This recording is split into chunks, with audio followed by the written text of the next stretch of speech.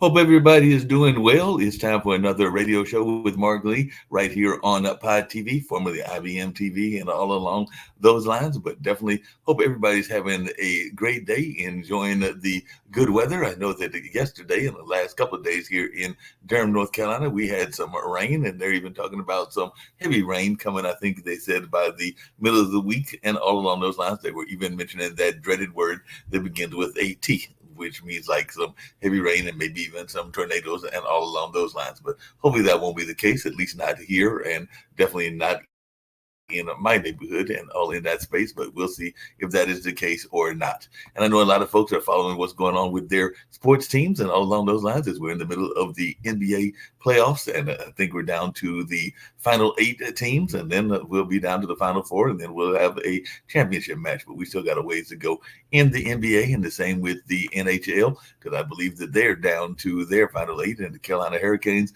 actually took an L yesterday to the New York Rangers, and they'll see if they can bounce back on this particular coming tomorrow. That's right. Game two is on Tuesday, and we'll see if they can even up the series or if they'll be coming back home because the next games at home will be like around the weekend. I think that'll be either on Thursday or Friday coming up and everything. And hopefully they'll either be 1-1. That's my hope, or they might be 0-2, depending on how they do with those Rangers and all in that space. And of course, folks are still going to the Bulls games because we do have our minor league baseball team. As a matter of fact, I was talking to a friend of mine, and I think that they'll be going into their homestand probably in another day or two and all along those lines because they had been out of town. And actually, I was listening to one of the games as I was coming back from an event, and they actually lost in extra innings. So they lost because of a drop ball. And of course, it was raining that day. So maybe the rain got in the catcher's eyes, or that's the excuse that the catcher would probably be using and all in that space. But we'll see if that's the case or not. And I don't know what they did on the other day and all in that space. But I do know that in one of the games I was listening to, they lost because of a dropped ball and all along those lines. But I did go the chance to go yesterday to the National Museum, one of our local museums, and they were celebrating in their community day, and they had some Latin dancers. They had, of course, several exhibits up, and I did get a chance to check out those exhibits. And they also had some African dance and some Caribbean music as well. So it was definitely worth going to check out that particular event and to see how it was going. Over at the Hayti Heritage Center, the place that I work at, or one of the places I work at, it was a relatively quiet weekend. So that's a good thing when you can have those quiet weekends at work. I think we had our youth camp that was going on, and of course we had our one of the churches was meeting because it is a converted church, but this is a small church, so they meet up in one of the classrooms and have a small congregation. They were having church service there on yesterday, and then, like I said, on Saturday they had the youth camp, which is actually coming to its head. I think they've got 2, maybe 3 more weeks left, and all along those lines. And then, of course, the jazz band did not practice, but they did have the Satos dance troupe practicing upstairs and all along those lines. And of course, Kibo was selling some of his African clothes and some other things downstairs as well. So it was another active day in that place, but relatively quiet considering the fact that there are some days that we just have tons of events and tons of activities going on. But that was not the case on this particular weekend. As a matter of fact, there was nothing going on Thursday or Friday afternoon. So that's good when you can have those relaxing times, because I do know that things will be getting busy later on. And of course, as here on the network, as well as in general, people are paying attention to the news and seeing what's going on in the news coverage, both of things going on in the war in Ukraine, with Russia continuing its invasion of that country and that country having its valiant fight back and all along those lines. And definitely that is still going on. And of course, a lot of people are paying attention to the college protests and also what's happening with Israel and Gaza and all along those lines. And of course, people are paying attention to the Trump cases as well. So a number of things that are going on in the world and all along those lines. But as y'all know, I love bringing y'all amazing guests that talk about interesting issues, interesting things going on in their world. And I've got another case in point today. I've got an amazing guest that is in the education space. So I'm going to be bringing in Mr. Thomas Brown and learning about his books and what he's got going on and all along those lines. So, Thomas, glad you were able to join me and Thank have you, this Mark. I'm very happy to conversation. be with you. Oh, yeah, glad to have you. I know that you're over there at Yale, and one of my friends actually had the pleasure of being a teacher over there at Yale. I think that he had done some work there as a adjunct professor, and I've had a couple of friends that have actually done some professor Yeah, work. I was at Yale, and since then, a few years back, I went out to the East Coast, from the East Coast to the West Coast. So right now, I'm running a clinic for people with problems with children and adults with problems with attention, and also other things that are related to that. And then I'm currently teaching as a professor at the University of California, the Riverside Medical School. So Wow. I've hopped from one coast to the other. And how's the work? How's the weather on that other coast? Like I said, I know we got Rick Rosner who comes on our news show, and he used Well, to what be I can with tell you, you is, as I look out the window, it's sunny and blue skies. and probably about 70 degrees as opposed to like the That, 90s that we have been threatening to that's get about here. right now. Yeah, and I've been grateful for the weather out here. Uh, when I see some of the weather reports where we've had a lot of ice and snow and rain in the East Coast, I remember all that, and I feel like, well, I'm pretty lucky to be having this. Definitely lucky to be having that and everything.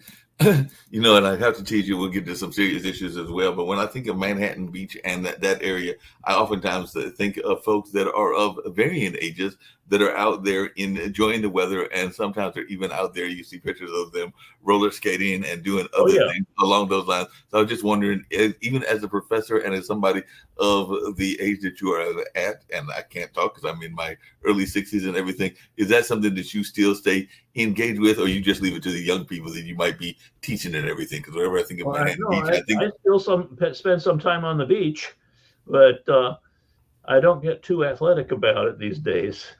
so. No volleyball or no skateboarding for you, or No doing that roller. skateboarding for me. That would be kind of risky at this point, I think. Yeah, that would be very risky, no doubt about it, and all on those lines. Even though a quick pickup game of volleyball might be a Oh good yeah, thing. I've done that.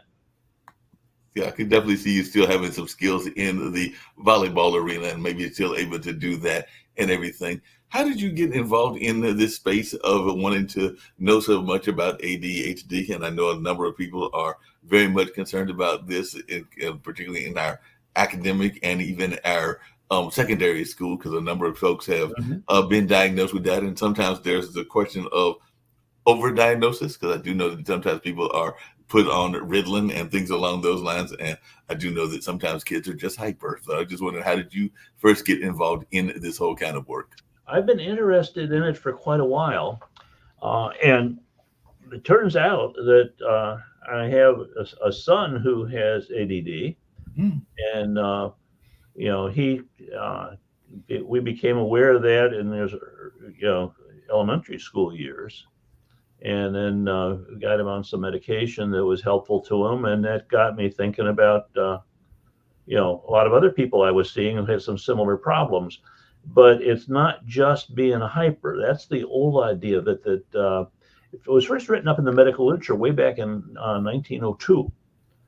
And for years, from then until the early 60s, it was all about little boys who couldn't sit still, wouldn't shut up, and are driving everybody nuts. Right. Behavior problems.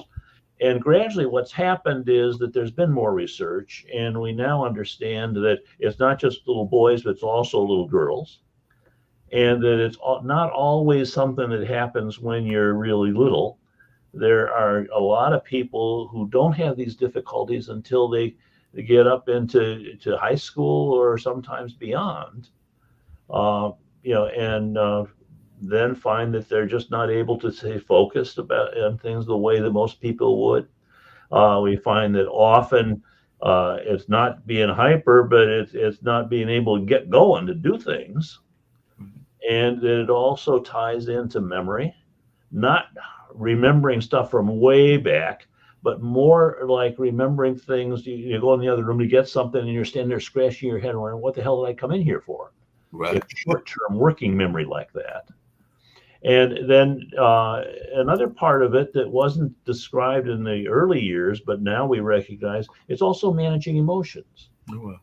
There are a lot of folks with ADD who, it's not always the same emotion, but there are a lot of folks with ADD who have difficulties with different kinds of emotions. For example, I was talking with a salesman the other day, and he was saying he was in the diner having lunch. He was in a pretty good mood, sitting there eating a sandwich. Guy in the booth behind him, was eating his sandwich. He's going chomp, chomp, chomp, really loud chewing. And he said, I was just annoyed. I'm sitting there with my fist clenched, seriously thinking about getting up and smacking him in the mouth because you're chewing so obnoxiously loud. He said, I didn't do it. I want to get arrested. But if I'd been at home, I've been yelling to somebody, I'd be walking out of the room. But he said, I got over that fast, but sometimes I don't get over so fast. He said, the other day, I'm walking in the office, and a friend of mine who works in the other side of the office was coming in reading some papers. And I walked over and said, I hadn't seen him for a while. So I said, hey, what's up? How you doing? I figured we'd stop and chat for a minute. He looks up, says hi, puts his head down, keeps right on walking. And, I was chewing on that one for a little while. And think, well, you're my friend. Couldn't you at least spare a minute to say hello and talk a little more than that? So it's like sometimes it's being annoyed about things more than most people would be. Yeah. But one of the things I hear people talking about in terms of particularly those with ADHD and other things is this notion of space and all along those lines. Because the testing company that I work with, and is an end of the year test company that does a lot of Common Core testing and all along those lines. But there were a couple of employees, including one that I can think of in particular, that were part of the spectrum, and they had certain qualities. One that they was always a conversation that you had to have with them about respecting personal space, because sometimes they don't always know what that means, and all along those lines. There's a sort of person where sometimes they'll be talking to you and they get right up next to your face like that. Right. And that gets kind of annoying. Yeah, that can get annoying, and I do know that was the case. And it was also interesting that they didn't always understand the social cues, and it was even some women that were feeling uncomfortable because, whereas it might be all right for a guy to be kind of up in their face, but be up in the face of a woman can be problematic, particularly if they are feeling threatened or like it's a form of. Yeah, it can be. But the folks with ADD really are pretty varied. Some problems have problems with temper. Some have problems with social skills. But there are others who are very smart and who have more difficulty, like worrying too much.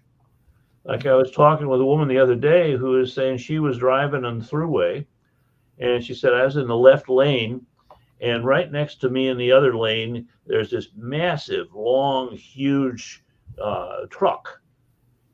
And this truck, I'm looking at it, and the big wheels and long truck, and I know that he can't see me. He's in the next lane over. We're traveling about 70 miles an hour, and I know he can't see me just by turning his head because I'm way back and halfway the back of the end of his trailer.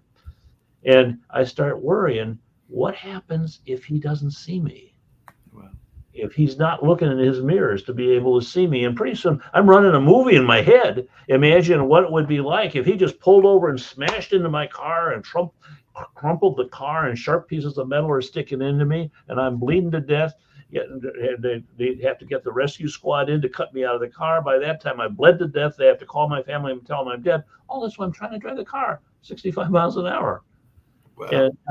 And she said sometimes my worries just get carried away with things, and that can be a part of the problem for some people with ADD too.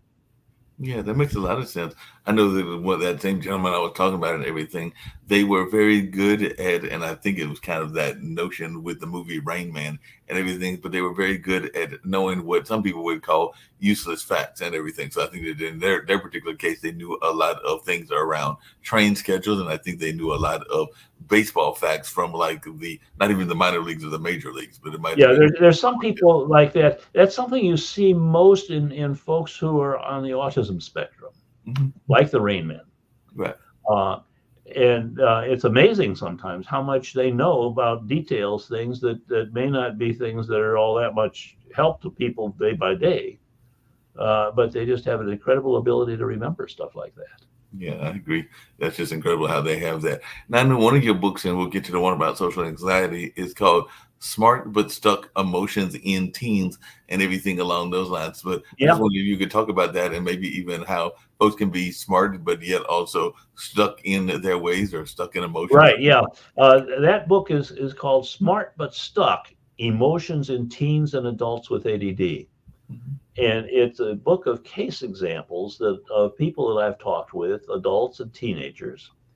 And the thing that I was struck by most of them, first of all, they all had ADD.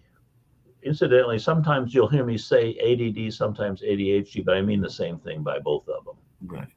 And that what I'm talking about are the difficulties they had in getting along, sometimes with other people, and sometimes not being able to focus on their work, things they really wanted to do and couldn't get done, or just took them half a forever to write a letter or a report or something. And then the other thing that often gets neglected is the role of emotions. Mhm. That like we were talking about a minute ago. Some people who have this ADD are have a problem managing their anger, their frustration. Other people, they have trouble managing their worry. Sometimes some people have trouble where uh, they get into thinking about something they desire, something they want, and it's like all they can think about. And they're talking all the time. It's what you get with little kids sometimes when they've got something they want you to buy for them, Mhm. and they'll just be on you and on you and on you. And about it's difficult to switch the channel and get them to talk about anything else.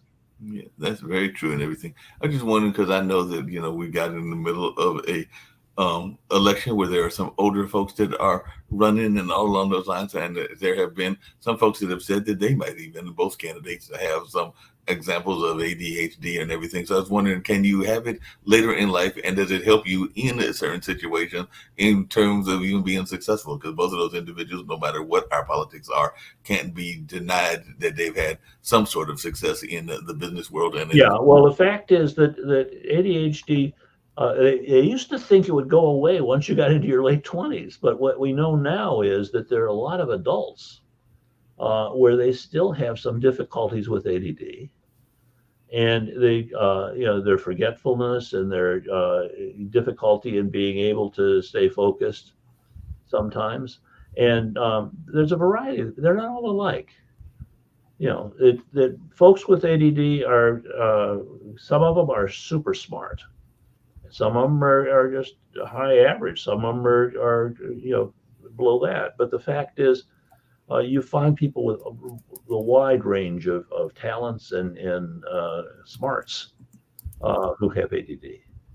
Wow. What are some of the signs that people should be looking for, either in their kids, or is it something that you can develop later on in life and everything, or is it something that you? Well, actually, it's inherited. Out of very four people who are diagnosed with ADD, one of them has a mom or dad who's got it, whether Okay. they know it or not. And the other three, if they don't have a parent who has it, usually there's a grandparent or an uncle or an aunt or a cousin or a brother or sister. It runs in families. It's highly inheritable. Oh wow. Uh, but the fact is that it's not recognized. In fact, there's not a lot of training for doctors about this even now.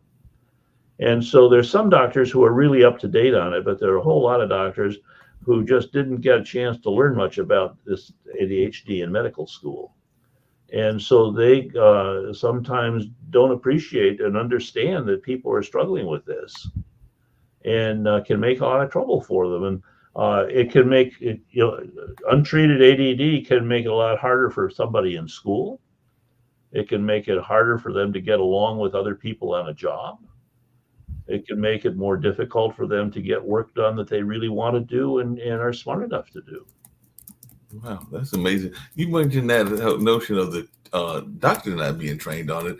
I know that my mother was trained as a guidance counselor. I've definitely had aunts that were in the education space as well. But I'm Mhm. thinking that a lot of times it is a kind of a default diagnosis and everything along those lines. So I'm wondering how much are we actually teaching about it in the education system as well. So if the doctors were the ones that have to treat There, it, know there not are a not lot of enough. doctors who don't know about it, and there are a lot of psychologists who don't know much about it. There are a lot of teachers who don't know much about it because they simply haven't been given a chance to learn the more recent learning about this.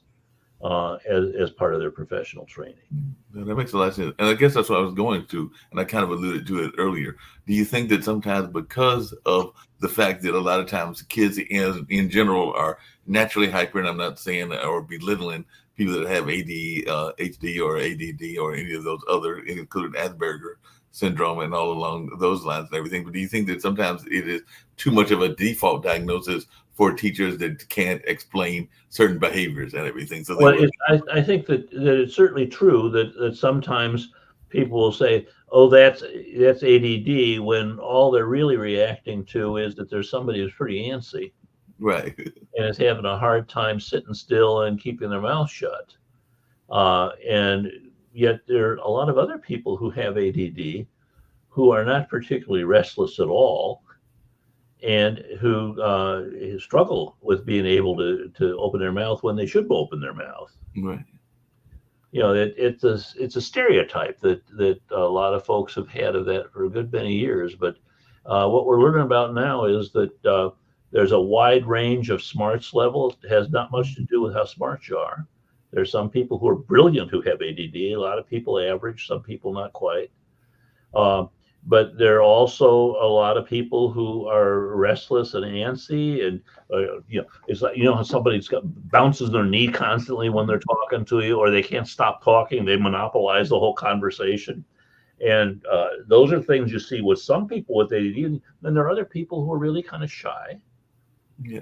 and they don't stand out as being particularly restless or hyper at all. That's one kind of ADD, but there are a lot of folks who have ADD who don't have that kind. Yeah.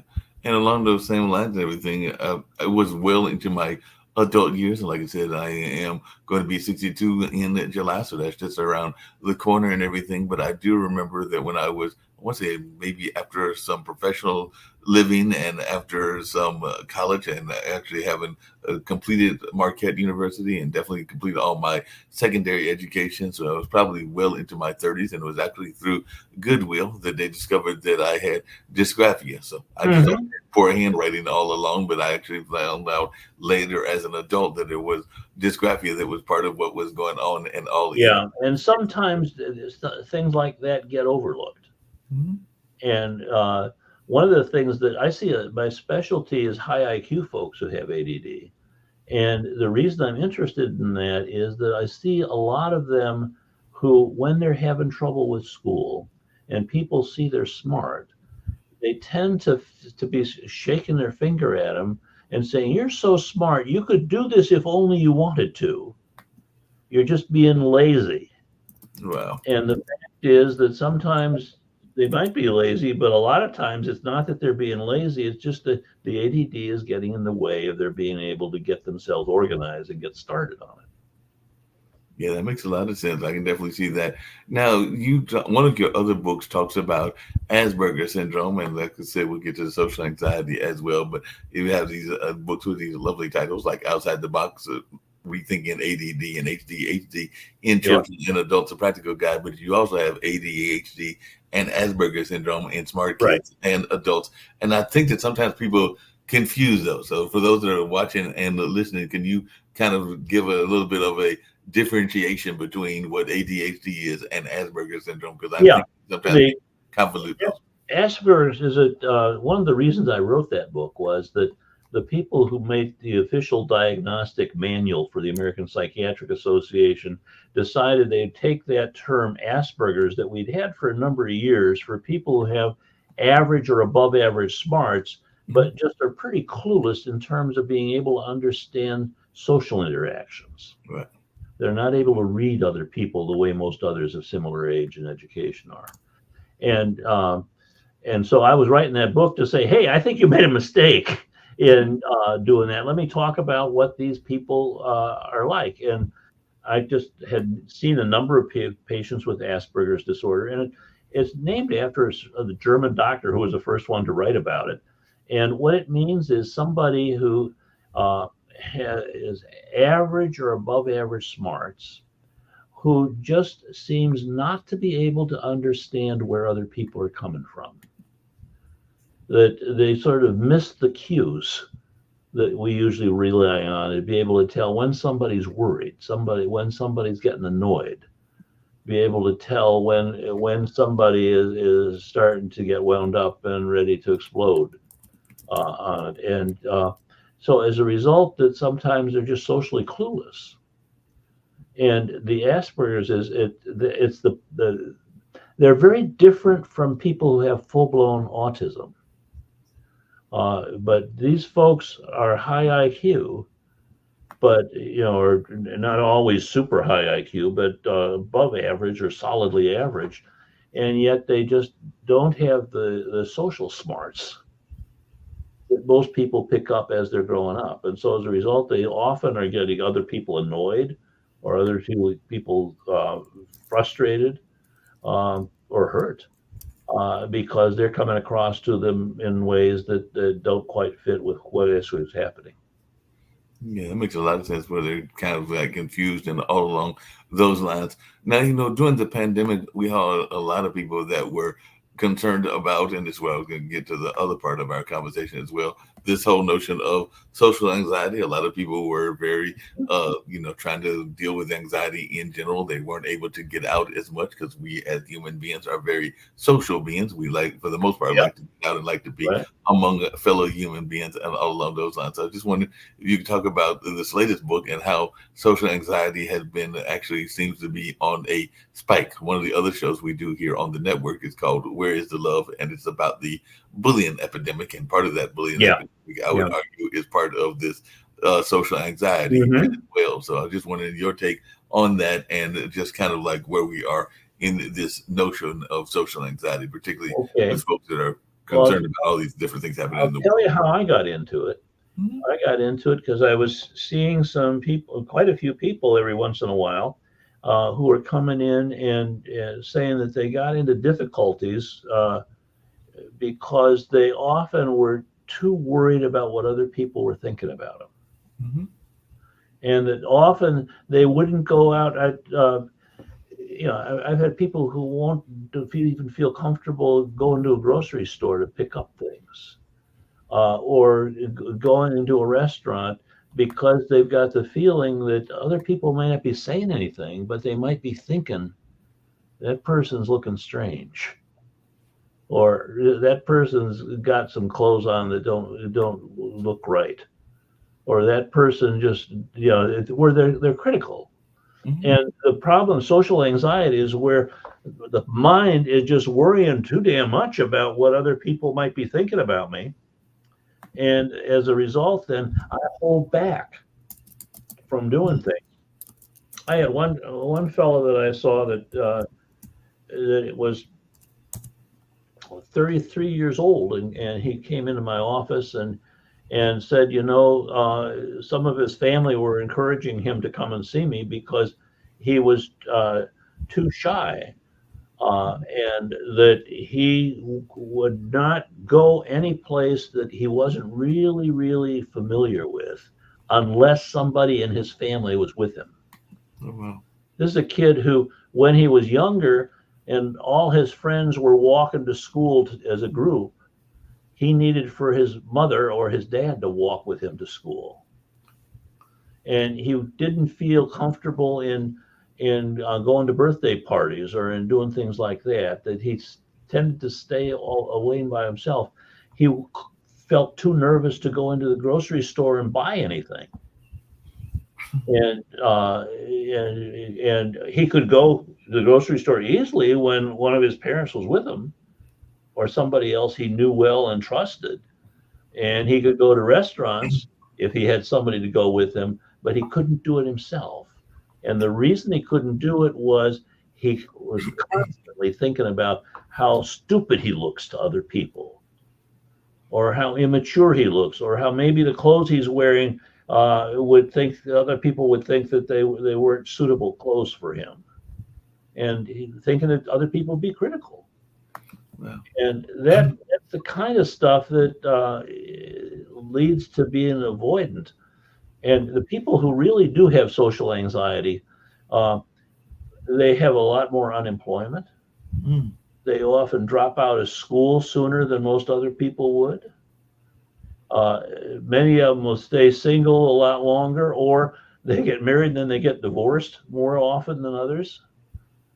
And there's some real consequences to this social anxiety, which is basically just a highly exaggerated worry about what other people might be thinking about me. Well, Dr. Brown, since you should bring that up, because one of the things that we talk about both on this show as well as some of the other shows here on Pod TV is the notion of the imposter syndrome and the notion of the inner critic. So I know that Yeah. even in my own life, I have been guilty of that, where you've not gone for a job because of talking yourself out of it before even going and approaching the job and all along those lines. And at the wonderful age of 62, still in the single space. I've definitely dated a number of women, never been married and everything, but I know I've Hmm. had conversations as well where there might have been the young ladies that I wanted to pursue, but would have all that inner conversation for all the reasons not to approach them. And by the time you approach them, they've Yeah. gone and they've already gone on to the next situation and all along those lines. But I'm just wondering how much of that is part of social anxiety just in general, because I'm not the only one. Well, the examples you just gave are all examples of social anxiety, which just means worrying too damn much about what other people might be thinking about you. And there's some people where it's not just worry about what people would be thinking about me by looking at me, but some of them also get into worrying about what other people might know if ever they knew what I was thinking about, or if ever they knew these things that I used to do. And so it's like there's a kind of really excessive worry about other people's reactions, even though these are things that other people never would be finding out. Yeah, that's true. But because is there a flip side of that? Because one of my exes was very much into dressing, as she would describe it, artsy fartsy, and all along those lines. And some of those times it might have been what some people might have considered non-traditional or not where you would exactly want people to Well, be at. yeah, there's some people who take a kind of pleasure in challenging other people too. Yeah, and that's what I was going to say, because But that's what that's I the think. other side of the coin. But because I think that's what she did, was she like to challenge people. Because I remember even a friend of ours that had passed away that was in the theater world, and while everybody else, and I did not go to the funeral, but while I was told, while everybody else was there in the more traditional kind of ways of mourning, a suit Yeah. and tie and stuff like that, she chose to come in a more dramatic style and Yeah, all there's along some those. people who get flamboyant about that, but I think that's like the flip side of social anxiety. It's a lack of consideration for what other people would be thinking rather than being too worried about it. But like taking it to the opposite extreme. Exactly. Exactly. And what are some of the ways that, because we've kind of alluded to it, but what are some of the causes and symptoms of social anxiety? Because I do know that there are people that will not go to grocery stores because they are afraid that people will see them out and about in a situation other than they might be expected to be in, and all Yeah. along those lines, and things in that space. But I'm just wondering, what are some of the signs that you know that a person is experiencing social anxiety? Well, usually it's something that people will bring in their own worries about it because they're missing out. They know they're missing out on the chance to. There's some people I see who are saying that they're too nervous about asking anybody to go out with them. Right. There's single folks who would like to be uh, getting connected to some other people, and yet they share, or they'll talk about their conversations that people are having at work and around the water cooler or whatever, and they just don't feel comfortable enough to step up there and join in Hmm. or even listen to it. No, I Um, never. and then there are people who I just one fellow who the same actually the same one I was talking about before who wanted his parents to walk him to school when he was in elementary school, long past the time that most of his friends were. Wow. And this fellow, had a could never go do anything. And his big accomplishment, once he got into getting some help in dealing with this, was he went out and bought himself a pair of shoes. Well, that's a good Which investment. for many people would not be that big a deal. Okay, I got a pair of shoes. But it was a big thing for him because every time he had to buy something like that, he had to have somebody he trusted and knew go with him. And Yeah, so yeah. it's like the all of us get kind of shy once in a while in different situations that we're not used to. Right. But this is not just being shy. This is being really excessively fearful about Dr. what other people might be thinking about me. And Dr. Brown, along those same lines, we have these wonderful devices. I usually have it by me, but it's not by me right now and everything, called the phone. And on the phone, Oh you yeah. can get, different things that can help you with the social anxiety. Because I know a lot of people are big fans, and I've had some friends that are in that space around AI and artificial intelligence. So Hmm. does that sometimes play in social anxiety as well? Because I know that literally, if I pick up my phone, I could probably see that there are ads for the latest AI companion or the AI girlfriend or whatever Yeah, else. well, I don't think that there's much on a phone that's going to fix that kind of thing. In fact, I can also tell you that there's some of the people I'm remembering a conversation I had not long ago with somebody who was telling me how he enjoyed having people call him, Hmm. but he always was fearful about calling somebody else himself because he thought he might be interrupting them or catching them at a bad time. Right. And they'd be thinking, damn, why is it this guy's bothering me? Why is he calling me? And so he would struggle even just to pick up the phone and make a call to somebody because he was worrying too much about what the other person might think about the call and might think that this is an intrusive call or just a bothersome call that they don't want to answer. Mhm. Dr. Brown, along those same lines and everything, I do know that sometimes, particularly in certain parts of our life and everything, that there are habits that we bring into our new relationships, whether that's family, whether that's whatever. Sure. And I do know that even when I was, and this was another young lady, wasn't the one I was referring to last time, but they had been in some abusive situations. So I Yeah. kind of brought that into our new relationship and everything. So it got so bad, and this was like 20, 30 years ago and everything, that when I had broke up with that particular lady, that they had done such a number on me that I was looking down on the floor and the ground. And I think my own mother had noticed that because I think we were going out to a mall or something. She's like, Mark, why are you looking at the ground? And I didn't even Right. realize that I was doing it because I was doing it subconsciously because they had put that kind of like fear because they had been Right. in this kind of abusive situation. So they were always concerned that, I was looking at something that I didn't need to be looking at in a Right. sense of Yeah. another But person. people just jump to conclusions about stuff like that Right. sometimes. And I was just wondering, is that something that happens in not just relationships, but even with social anxiety, where some of these habits are passed down? That's where I was going with that Well, question. they are passed down, and actually, it's interesting because there was some research that was done on this with little infants, and it was done at Harvard years ago, and they what they had was they started with babies that were 4 months old, and they would have the mother bring the baby in, and the mother would be standing right behind the kid, Mhm. and the kid was in front of them. Was there were some situations of moving around or things that would seem strange to a young child, and there were some kids who would look at that and then start crying and thrashing around, and they wanted to be held by their mother. They couldn't possibly put up with it for a minute. And then there were other kids who might cry a little and wondering, try to pull away, but not that much, and others who could care less. And then what they did was follow those kids as they were getting older, and they saw them at 4 months, and then they saw them at a year, and then they saw them at 3 years, and then they saw them at 7 years. And what they found was that over the course of the years, many of those kids who were quick to freak out about the strange situation of what they were watching there, even though their mother was right behind them, uh, that they had a larger number of those people who ended up having social anxiety. Oh, wow.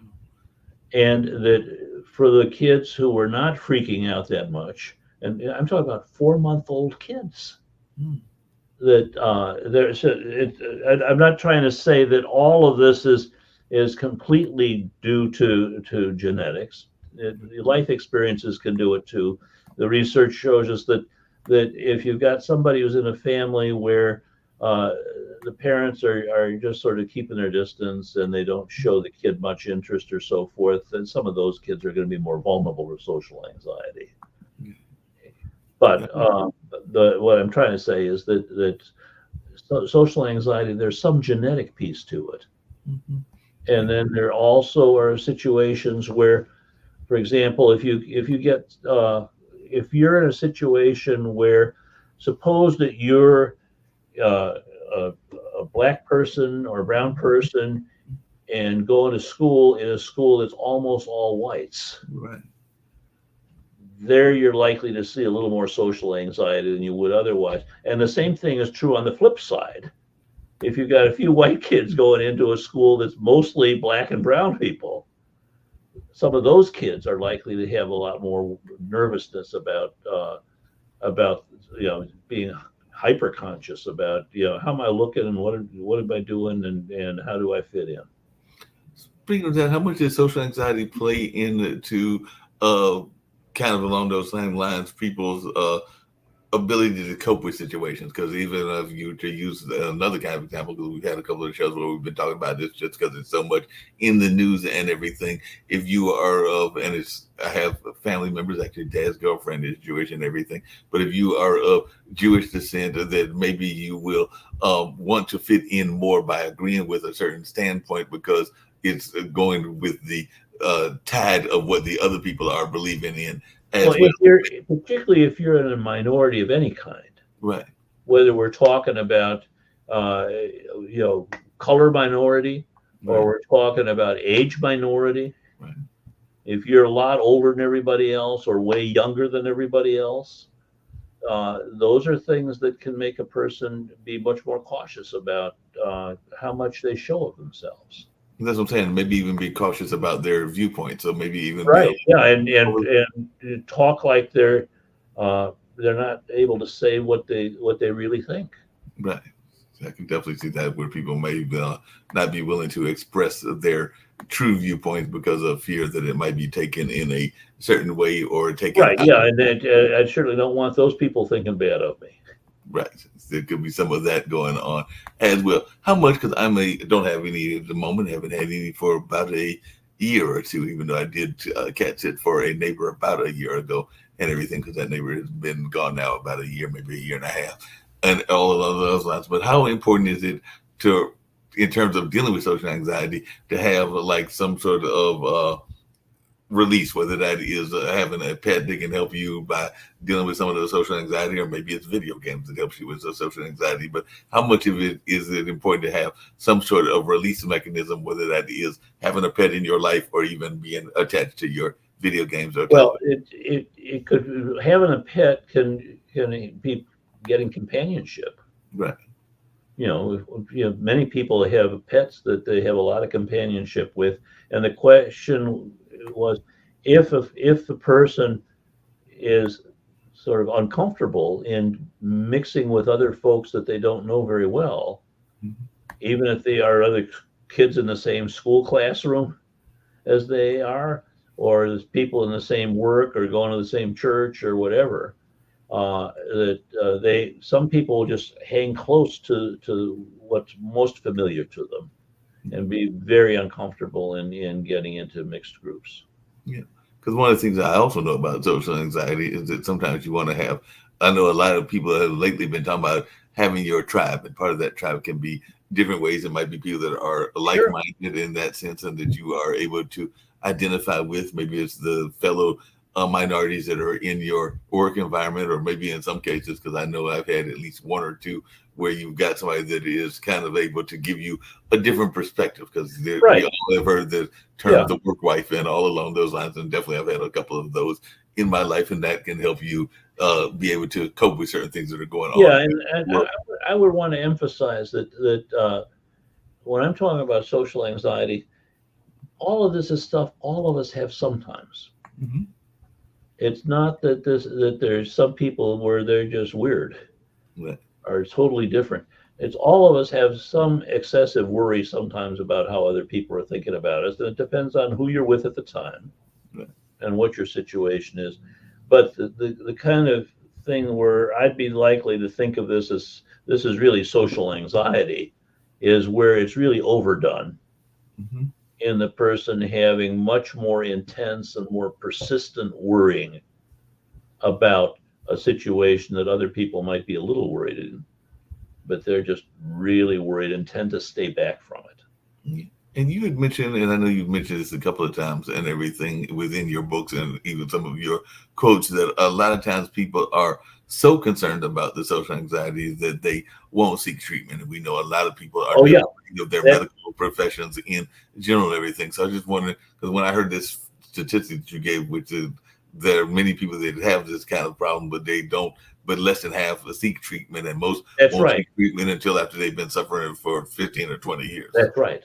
And there's some research that's been done on that, and it's like the social anxiety for many people who have it is so embarrassing that it's like they don't even want to talk about it. I've had people who have been in psychotherapy and been seeing doctors for therapy for getting help, and they'll tell about many other things about their life, but not about this social anxiety, because it's like so embarrassing, and sometimes it's not. It's about stuff you've done in the past or stuff that goes through your mind that you're kind of embarrassed. You don't want other people to know I'm thinking this, and they sort of stay locked up. Wow. Can the social anxiety lead to other problems as well? Because I'm thinking about the person, and I've known a couple of people that are like this, that are having social anxiety, but then you give them, a certain amount of beer, or you give them certain chemical agents and everything, and then they are less anxious. So then they Oh become yeah, addicted to these things that help them get there out. are a lot of folks who, for example, the rate of excessive use of alcohol Hmm. is common among people who have social anxiety, or people who are getting high all the time. Right.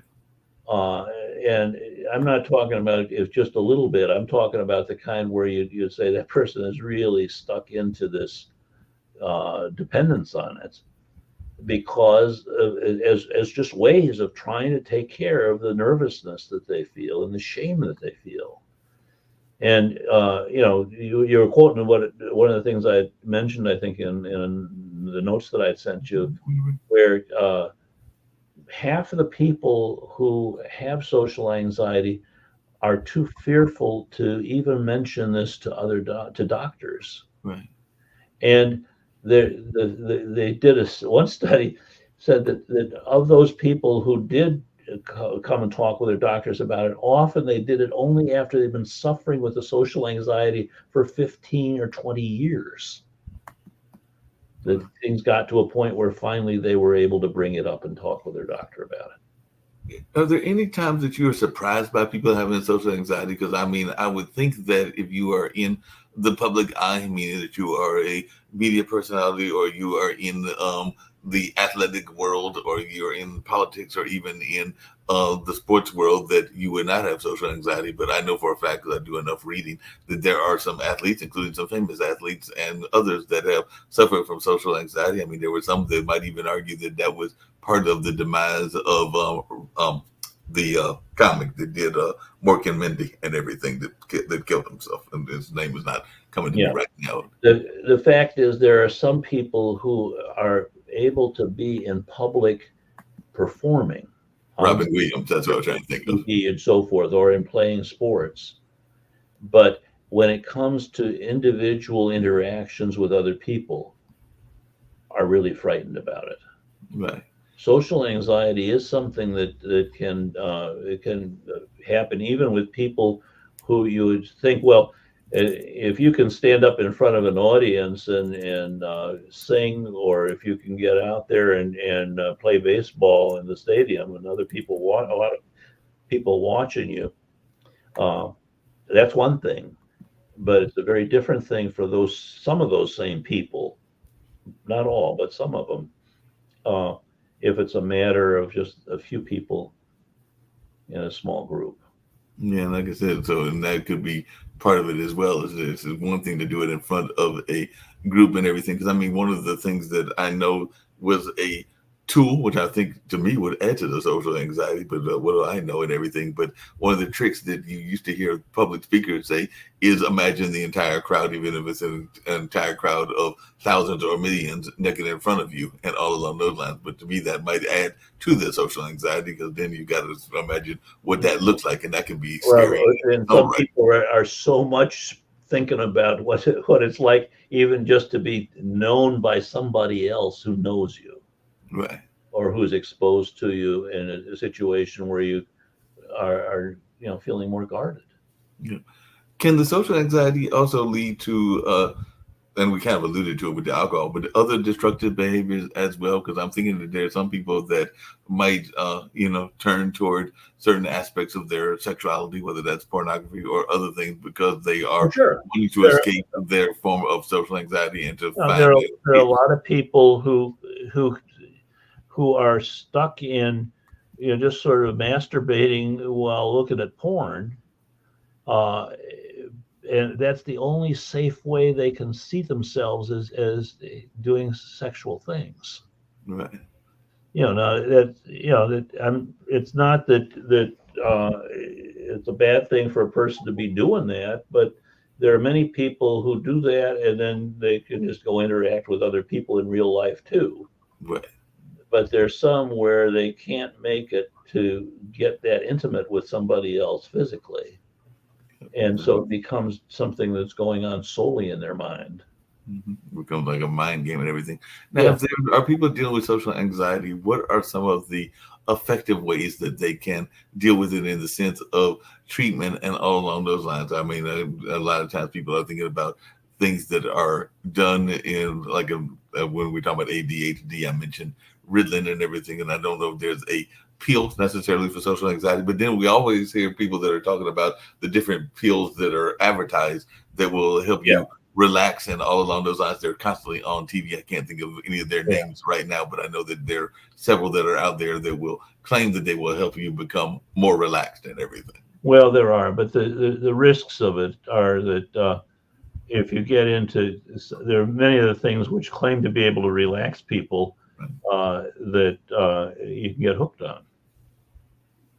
And some of it's pills that you buy at the drugstore, and some of it is just uh, you know how much weed a person's doing or how much drinking they're doing Right. to try to calm down this worry.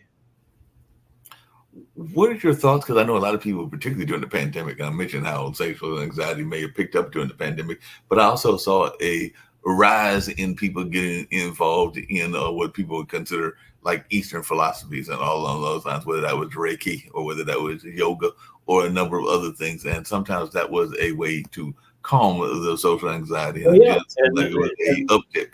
for some people that sort of thing works. And if you're in a small group where you're learning those skills, uh, then there's do it. And there's some people, for example, who are active in a church or a synagogue, Right. and they can feel like they're part of a community.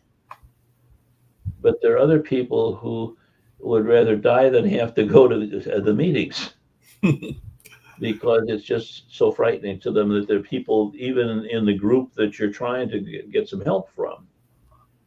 Uh, and think about it, there's some kids who are very reluctant to go to school. Hmm.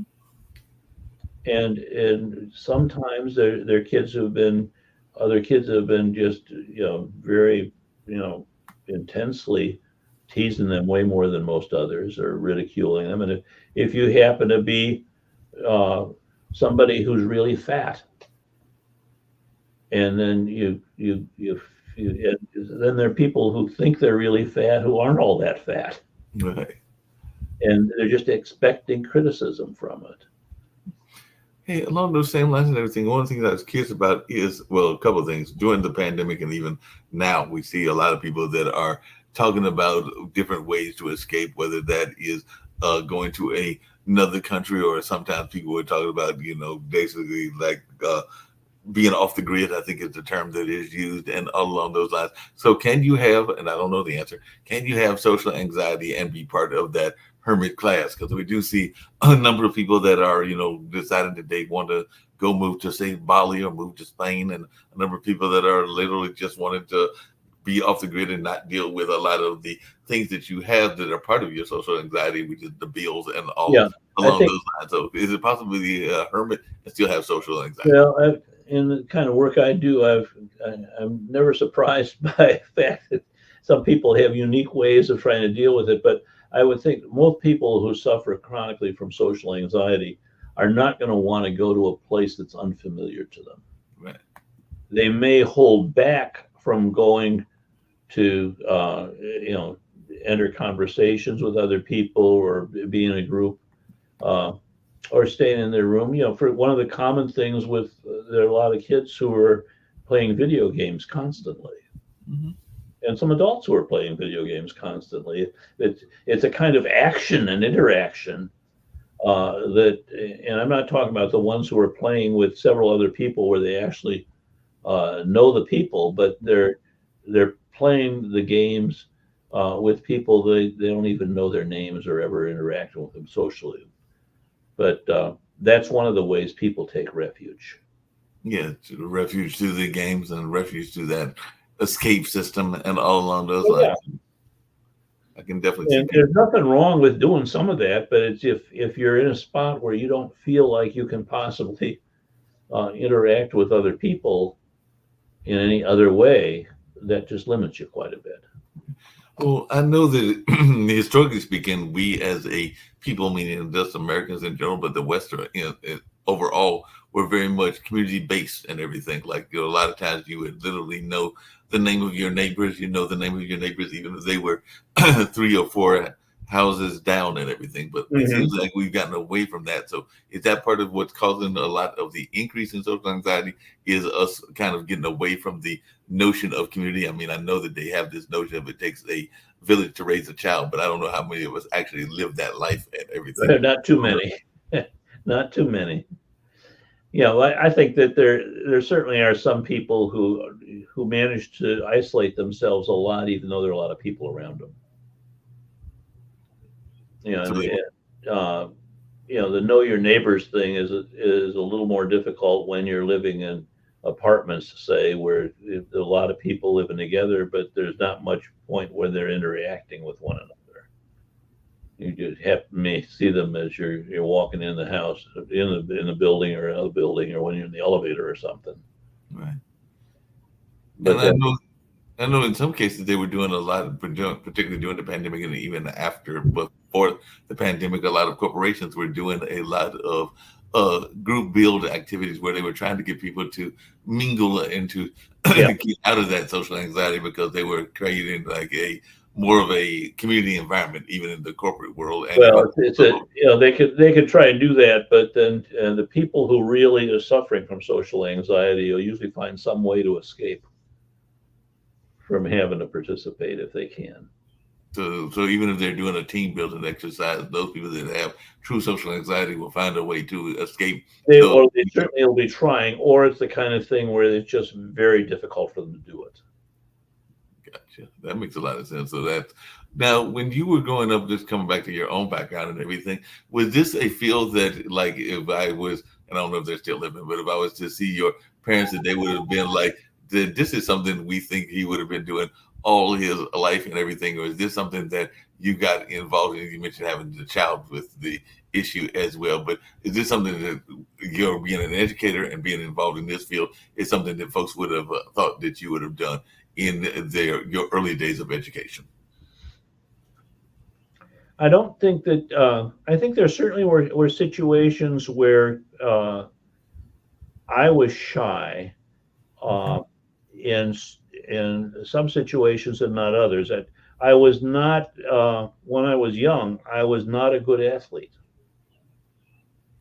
and so if a bunch of kids were playing in the vacant lot down the street, uh, I would be hesitant about going up there. If I tried to play baseball, I would be afraid that I would strike out as soon as I had three balls, sailing by me. And it took a while for me to develop some skills to get over that. Yeah. But I think most of us have had some times when, uh, for some people, for me at that time when I was quite young, it was sports that I was not good at.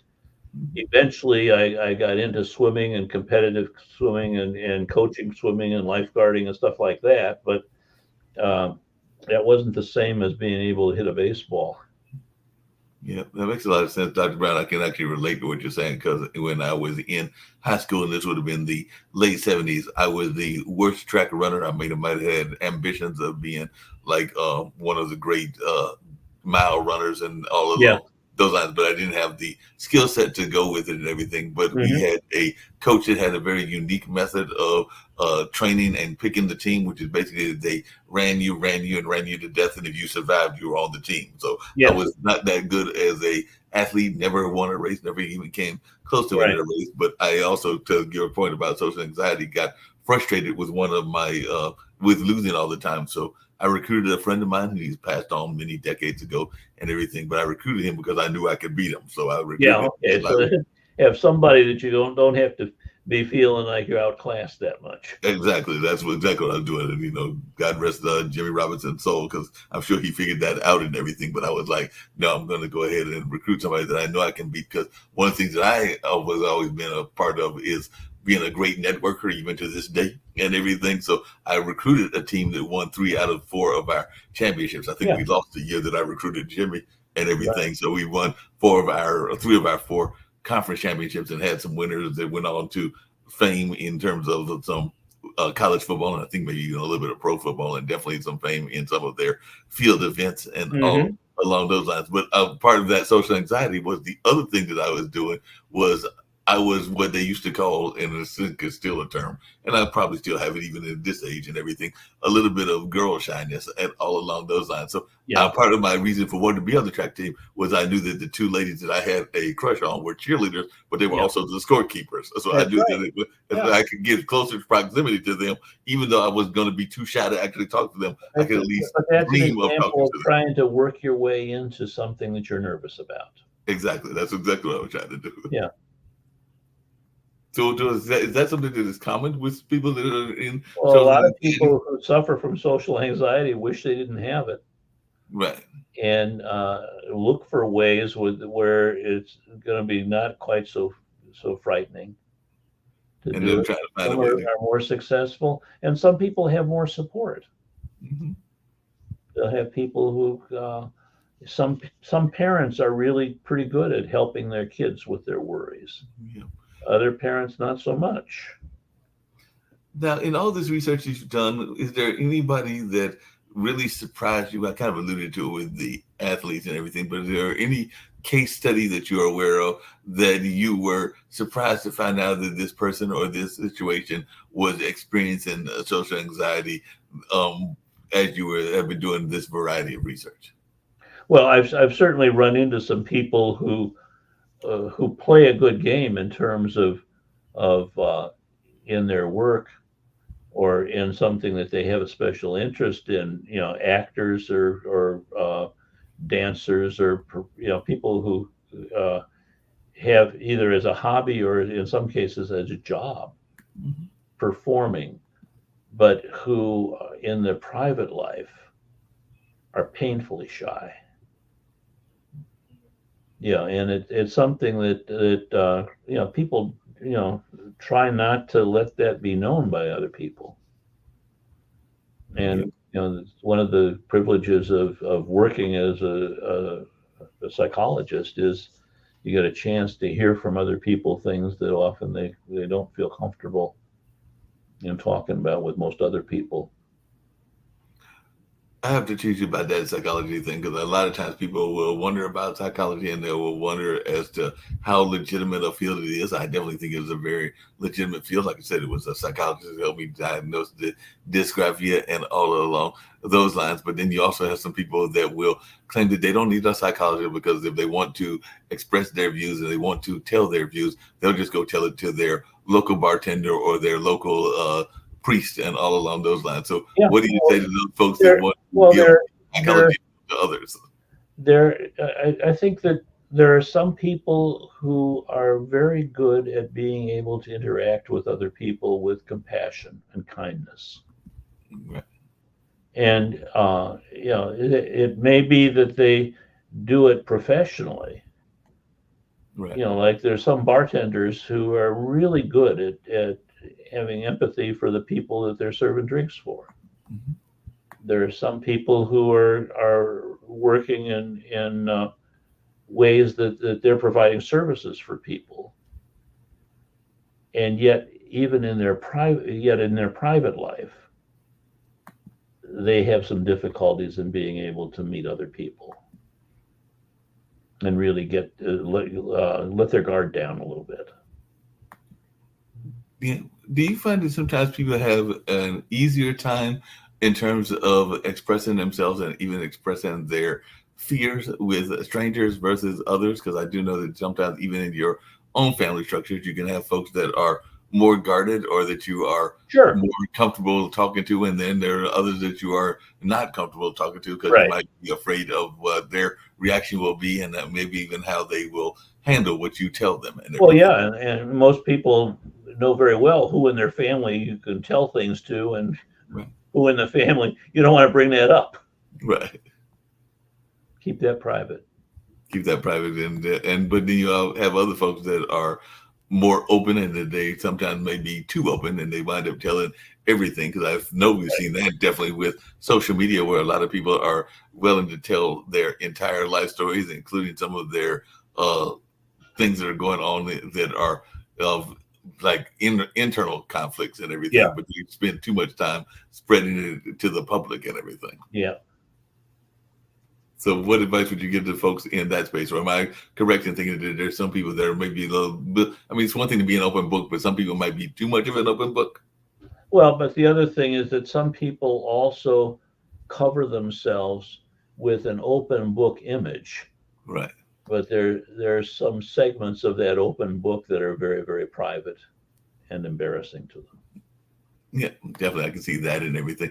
You mentioned earlier, and it's a word that I know we talk about quite a bit here on the network, and it's something that I'm very much big on. And definitely that bullying show that I mentioned earlier, and even one of our male boundary shows brings it up as well. But how important is empathy? And at what point did you learn that because I think most doctors, whether they're psychologists or medical doctors, have to have empathy. But at what point did you learn about empathy in your own life, and how important has it been in your own career? I think that learning empathy, there's some folks who will have a member of their family. It may be a parent, or Mhm. it might be a brother or a sister or a grandparent or somebody else who provides for them the kind of kindness and empathy that makes them feel understood. Yeah. And then there are some others who are not that fortunate because of whatever trials are going on in that family. They may not be able to uh, meet because different things are happening in families sometimes that really interfere with people being able to feel supported and such. But it's also true that there are some people who are hard to get close to. Yeah. That's very true. Yeah, some people that are very guarded and it's hard to get Yeah, to. and it's like you're in a spot where it's very difficult to get to know them that well, Yeah. or you can go this far but not this far. And some people have those rails and those guards that they put up, and sometimes it's difficult to get past those guards because Well, sometimes yeah, and sometimes it's not necessary to get past those guards. You can interact with them. There are many people up to a certain point, and then there are just some parts of life that are a little more private. yeah, And well, I can tell you that one part of my training, which was not easy for me at the time, but uh, I was I had to be in one of the requirements of the program when I was training to be a psychologist was that I had to go through a psychoanalysis where Mhm. I was seeing a therapist 1 hour a day, 5 days a week for 3 years. Oh, wow. And that provided an opportunity for me to learn, and that was the kind of psychoanalysis where the doctor didn't say much, Hmm. and so and he was very helpful to me. Uh, but but he that was a little more exploratory and gave me a chance to learn much more about myself, even though he did very little talking in the process. But Along those, yeah. Are there layers? Some because speaking of walls, are there layers that we sometimes do? Because I do sometimes think that there are certain people that you might let all the way in, but there are very oh, few people sure, we yeah, let all the way totally in, including sometimes even our spouses. If we have a spouse, don't all know all the deep and dark of secrets. But I'm course, yeah, thinking that there's, of I'm course, thinking yeah. that nobody lets even the most loving person. Like I have two aunts that, well, one aunt and uncle that both aunt and uncle have passed, and one aunt that her husband passed. But I don't even think that Randy and Julie, that's the one. Julie's the one that's still living, or even Skip and Carolyn, that they knew everything about each other. I mean, I know they loved Right. each other. We're together for 30, 40, There maybe there even are 50 always years. some things about a person's life that are kept more private. Right. And that you may carry all the way to the end of your life is where I was That's going. right, yeah, and function and may function very well Right. in spite of that. But the fact is that there are some people for whom that privacy uh, is a prison, Right. that they're not able to share things where if they were able to share them, they might find out that other people had some very similar feelings. Right. Or they might find out some things that they were scared to find out and all on those lines. Yes, I think that sometimes exactly. people don't press because they don't necessarily want to know the answers as well. Right. I think that there's definitely some of that that goes on in Hmm. the world as well as people are afraid to press to find the answer because the answer might not be the answer that they That's right. want to And hear. you want to be pretty damn careful that you're not going to let the cat out of the bag. That you're going to open up that bag that you didn't want to open in the That's first right. place. And most people are pretty good at being able to size up a situation or where it's safe to be more open and when it's probably not such a good idea. Yeah, because like I said, I've got I'm close to both of my parents, but I would say that in terms of one-on-one conversations, it's probably more of the those kind of conversations with mom versus dad and everything is Yeah. probably Yeah. closer in that sense of being able to open up to her about some things that I might not share with And it dad. might be some things that you can do with one parent and not with the other. Right, exactly. What And you're so, talking. Yeah. and I think that everybody has got those kind of Absolutely. Yeah. limitations, even with the ways that they handle their parental situations, and even I would Sure. imagine the kids as well. Because I'm thinking that you have kids. I know, like I said before, I don't have any, but I got my You know, two nephews, and I'm sure. I've got two of them, and then now I've got grandkids too. So uh, that's another story. But Well, and grandkids can be a whole other thing because I'm thinking that grandkids, because like I said, my both of my parents now have grandkids who my brother's mhm. children and everything, and sometimes they can try to be manipulative, for lack of a better term. So they might Sure try they to do. Yeah. manipulate their way into getting whatever gift they want or whatever Hmm. things they want, and I'm sure you face that as well, where Sure. the grandkids are trying to manipulate you versus the Well, other. yeah, but then there are other ways in which they give a lot. Oh yeah. So I would not trade in my nephews for anything. They are definitely right. great and everything along those lines. But if and I have a story to share with you that you'll enjoy. Is that it's also interesting to watch how they socially interact because I remember they are still both active in soccer and I think flag football and everything. But I remember Uh-huh. one time they were playing a flag football game and they were having a very competitive game. I don't even remember who was winning, but I think they were and everything. And then all of a sudden I was there. My brother was there because his kids, as well as his ex-wife, and I think his girlfriend was Hmm. there at the point, and definitely, I want to say that both of my parents were there.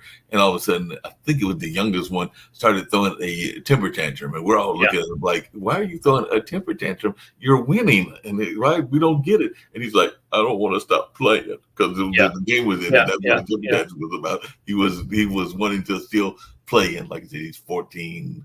Yeah, I think that's the one that's 14 because they'll be both for Right. 15 and 16 this year. So this was probably like when they were Didn't want eight to or have to give nine. it up. But he was just upset. He was going like, I don't want us the game to end. Yeah. Exactly. Well, most of us have been that place once in a while. Yeah. Well, we don't want things to end. We wanted to keep on going. No, Right. the fact that there may be an ending coming to it, and all along those lines. Just Yeah. really quickly, and we get ready to wrap up shortly and everything. What advice would you give to folks that are dealing with social anxiety in terms of ways that they can get past it? I kind of alluded to it. If they can't talk to their psychologist, should they go talk to their bartender or their best friend, or maybe their spouse if they've got a spouse? But Yeah, what? well, I think sometimes that it might be not a big disclosure. It's a difference between having a drink of water and having somebody pour a bucket on you. What?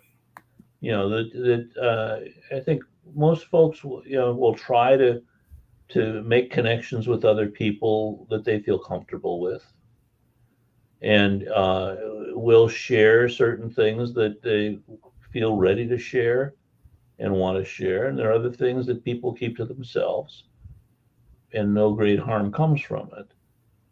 The situations that are more likely to require a little bit more support are when a person is sort of pulling in so tight that they're just not able to connect much with other people, and then the uh, the badness of what they feel about themselves intensifies, and they don't have the opportunity to be able to see that we're all in the same game.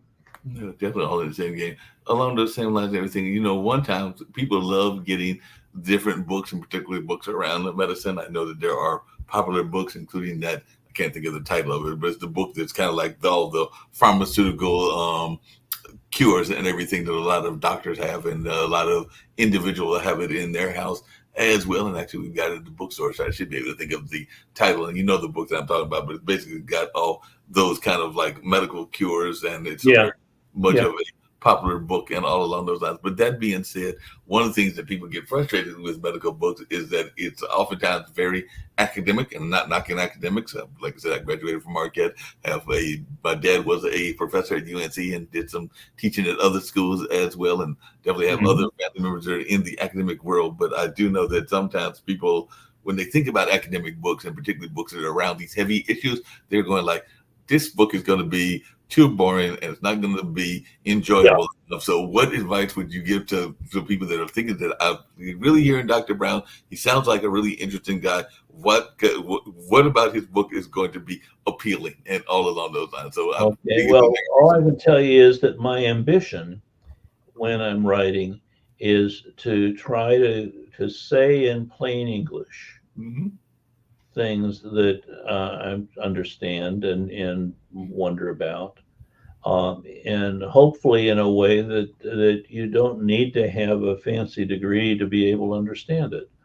Uh, for example, in the social anxiety book and in several of my other books, I use a lot of examples of people that I've known and that I've had the privilege of getting a chance to hear some of the more private stuff for them.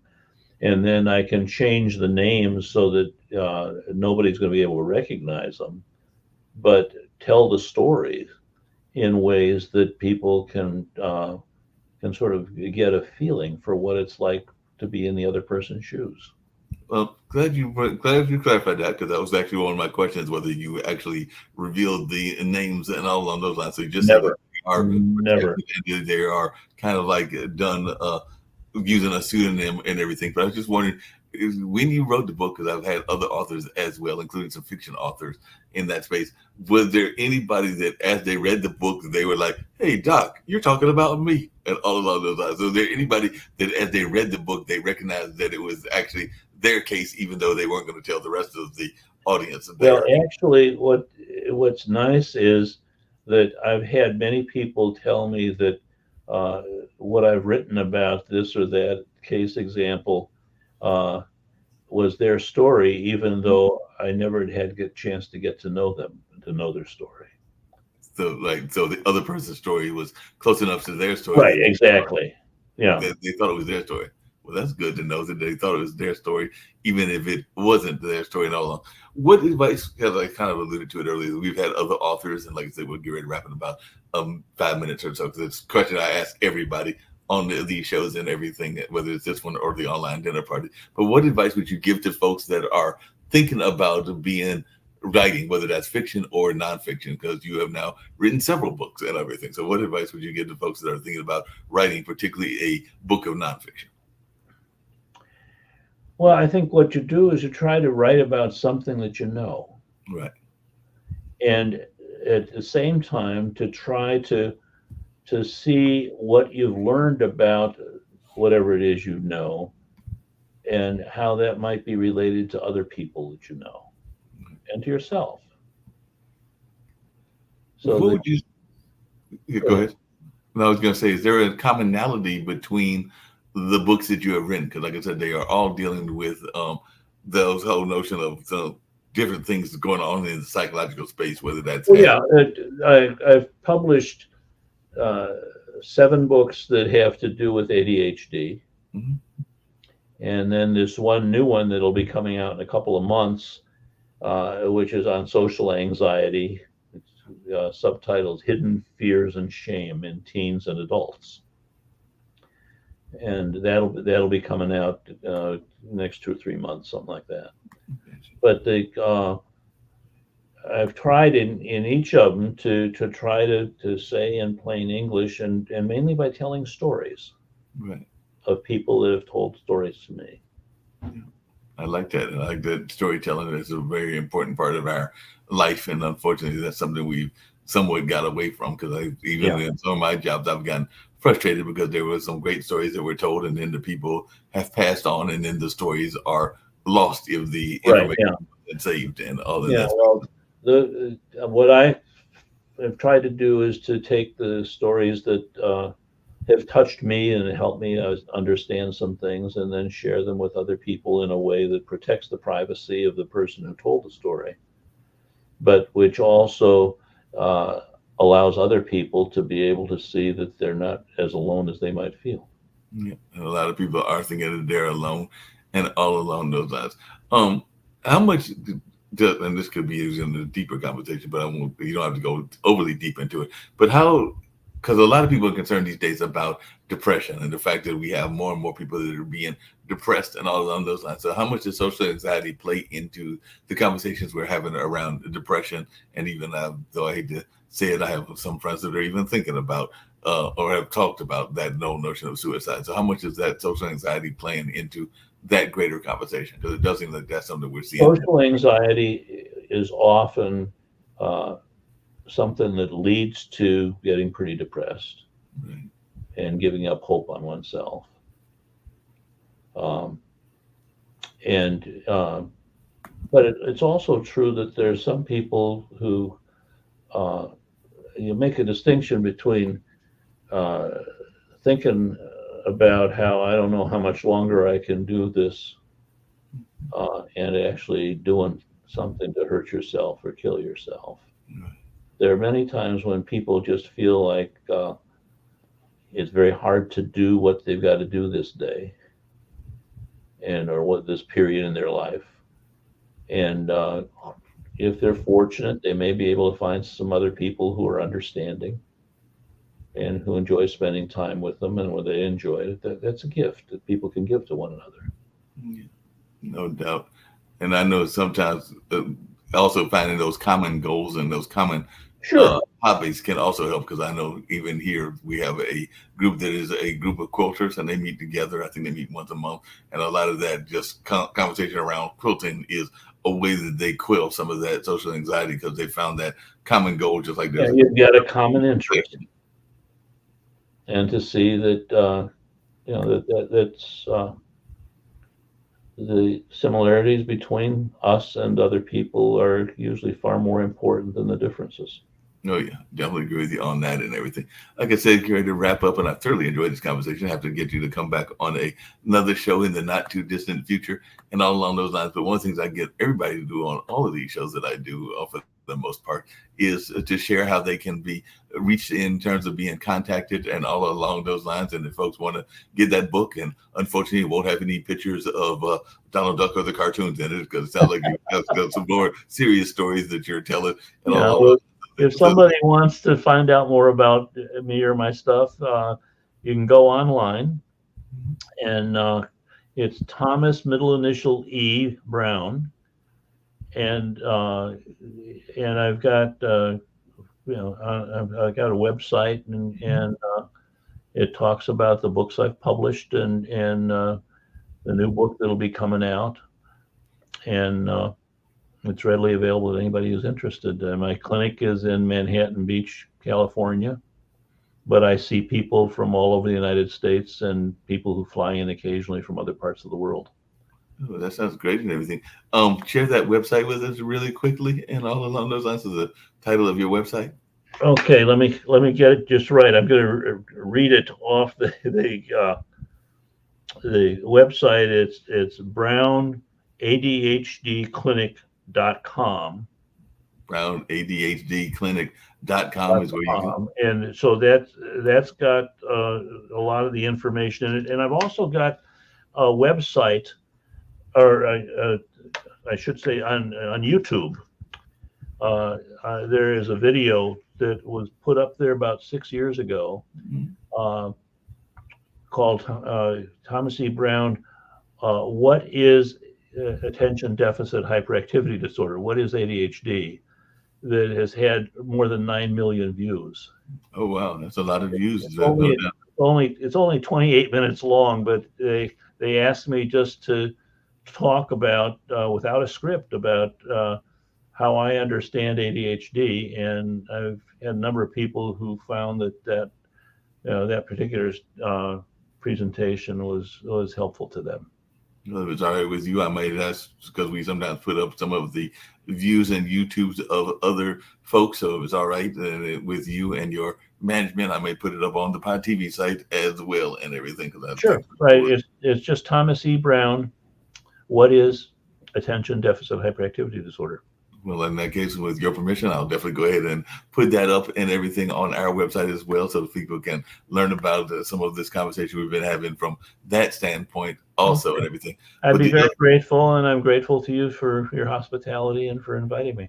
No, glad to do that. Glad to do that for sure. The last question I give to ask everybody is, like I said, and I kind of alluded to it because it kind of plays into social anxiety, is that this is a world that's going through a lot of different turmoils and all along those lines. So one of the things I try to get all my guests to do is give a message of positivity or hope that they would like to share with our global audience, because Pod TV does have a global audience. So any message of positivity or hope that you would like to share with the global community, that's kind of what I see as one of my own life missions, for lack of a better term, is to share.